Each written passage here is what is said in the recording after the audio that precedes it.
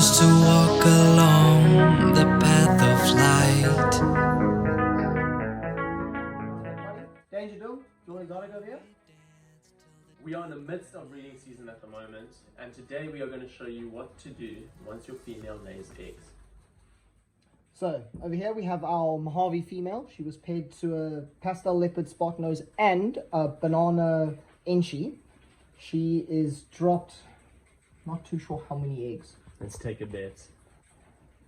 I reckon, I'm going to say 7. I'm going to go 6.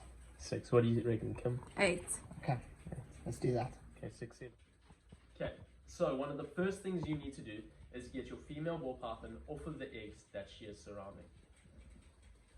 Ball pythons are very maternal, and in the wild they will incubate their eggs through the entire time until the babies hatch. So what we need to do is to get them in our artificial incubator. We need to get her safely off the eggs and not roll any of them or damage any of them during that. We also don't want to be bitten by the snake at the same time. So what we use is a cloth to start off with. We put it over her head so that she has no target to bite. We then unhook the tail end to make sure that she doesn't latch onto any of the eggs. And we slowly lift her up. And as you can see, we have 2, 4, 6 healthy eggs. That So he won that means bet. I want it. Let's go. Didn't Kim say... She said 8. Oh, You okay, said 7, okay. I said 6. Look, Let's go. and these eggs are perfect. Nice and big, full, really, really beautiful eggs. So if you've got eggs that look like that, you know you've hit it right, your female's healthy. And now the biggest part of it is getting this into the incubator in the right setting and environment, and then getting the female back onto food and not in this maternal instinct where she wants to kill me like now. Alright, so once you've safely removed the female from the clutch of eggs, what you do next is you take some vermiculite that you bought from your pet store or wherever you've had it prepared. Sometimes they even sell it at your nurseries near your house. And you take a 1:1 measurement in terms of weight with water to vermiculite. So get a little scale or get a measuring jug, weigh out 100 grams of vermiculite and weigh out 100 grams of water. 100 grams of water will equal 100 mils of water. Then what you do is you take the eggs, if they're all together like this, clutches here, and fasten together, you slowly remove it out of the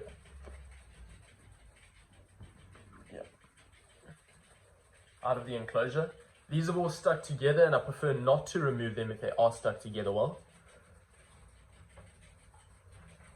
And you slowly sit them into the egg box. Make sure that when you do the mixture between vermiculite and water, you use lukewarm water, not to shock the embryo and potentially kill babies inside. Okay guys, by now you'll have your eggs safely in your egg box. If you do pull the eggs out of the enclosure and there's some loose and they're all separated from each other, what you can do is you can take the egg, you shine a light from your phone underneath, and you should be able to see any veins on the surface of the egg. That's going to show the side that you should leave up, and therefore separate them and place them in accordingly.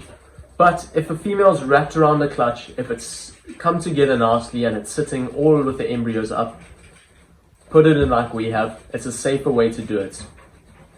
The very next step is to document what clutch it is, where it's come from, and the potential sires that could have sired the clutch.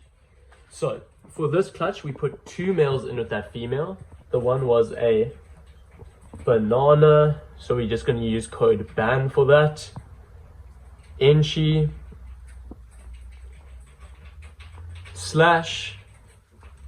/ past for pastel, Leo for leopard, spot for spot nose, then an X and the female afterwards. So the sires and the dame. The dame was a Mojave possible hit axanthic. So now that that's sorted, make sure your incubator is up to temperature and has been running at that temperature for a certain period of time. We already have a clutch of eggs in here that we'll show you just now.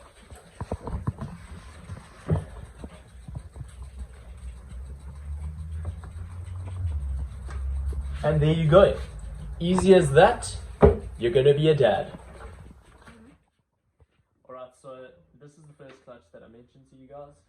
This went horribly wrong. We got to the female and the eggs were already dimpled and looking a little bit old. So she obviously, we stopped in here at the facility the day before, and we had obviously just missed her laying her eggs, and we only arrived the next day in the afternoon again to see that she had laid 6 eggs.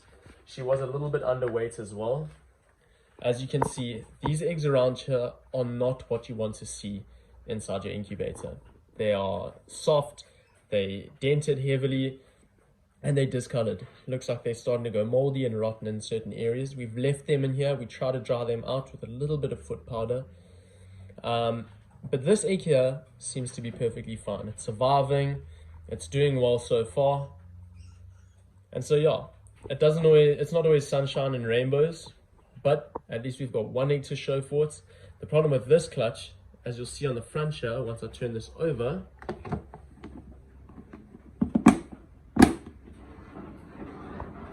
is that it is a dual-sided clutch.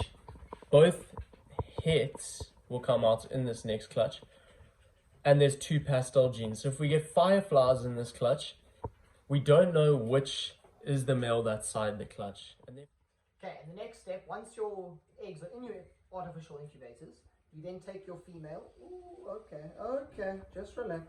You take her and then you need to wash her down to get rid of all the pheromones that the eggs have left behind to stop her from stressing out.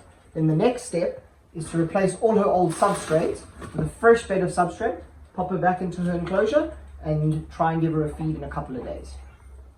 Okay, so now we're going to wash her off. It is perfectly safe to use a little bit of dishwashing liquid as long as you get it all off. You don't want to leave any oil or any residue on your snake because that could cause potential damage.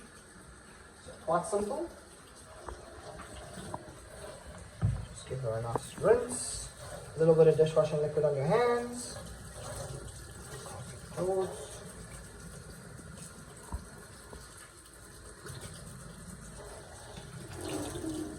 Just make sure it's all off of her body.